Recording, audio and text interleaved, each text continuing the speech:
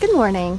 I'm Dr. Siobhan Dolan, and this morning we're going to talk to some women who've just had kids to talk about their experiences in the postpartum period.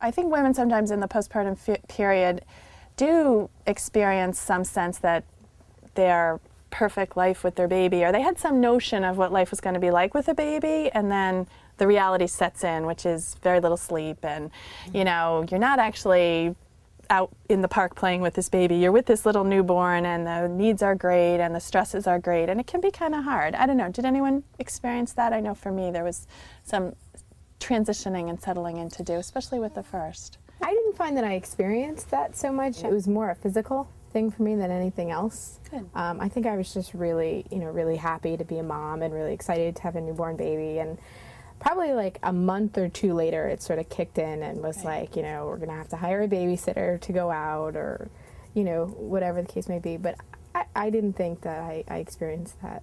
It sounds like for you, the immediate postpartum period was pretty smooth sailing, and then maybe 2-3 months, you said, some of those transitions kicked in and the realities. And so, I think the trick is to give yourself the space and sort of say to yourself, this is how I'm feeling. Try to reach out and get some help, but just to also realize it's normal. I had a close friend of ours who had a child maybe 6 months before us, and she went through the worst time because her son is the same age as my daughter, and I said, oh, this is going to be exactly me. And it really wasn't. Oh, good. It was more of recovering and trying to enjoy the time and split it between both children at the same time.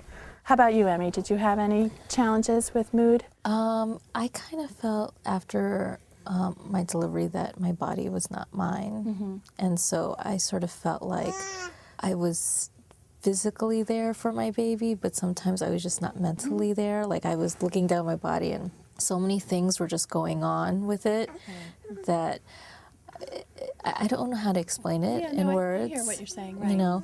And I just felt like a zombie. Yeah. So I wouldn't say that I was depressed, but maybe some symptoms of those post-baby blues that you're talking about. Right. And I didn't know that it was actually normal for folks to feel that.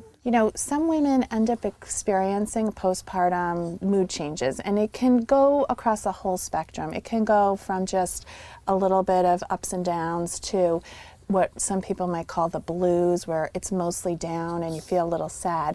But it can go in the extreme to postpartum depression. Depression has got a bunch of symptoms, and if you start to feel like you're depressed, you want to reach out for help, because help can actually cure depression. It's just that if you're not ready for it and you don't realize that you can ask for help, that's when you can run into trouble.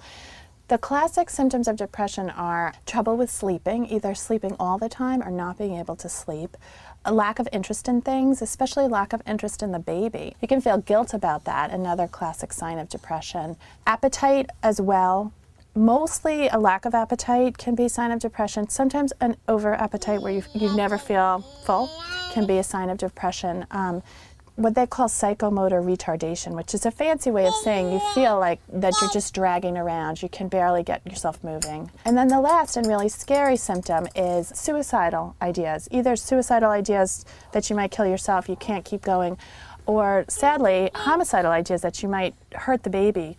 Women who are at increased risk for postpartum depression may be women who had depression before they were pregnant. So particularly women who might have been on an antidepressant before they became pregnant, then became pregnant and chose in conjunction with their doctor to stop their medication, those women particularly may be at risk for a postpartum depression. One alternative is to get right back on your antidepressant after you deliver, but again, do that in consultation with your doctor. So these are all warning signs. It's an important issue. I think a lot of women end up feeling like it's their fault, and it's really not. It's organic mental illness, and we can help a lot of women with this issue.